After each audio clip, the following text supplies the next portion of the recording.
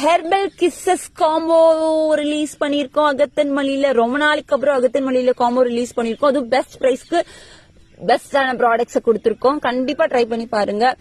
உங்களுக்கு 100 grams herbal hair wash powder முக்காவாசி எல்லா ஹேர் ப்ராப்ளம்ஸ்க்கும் உங்களுக்கு இது பக்கா சொல்யூஷனா இருக்கும்.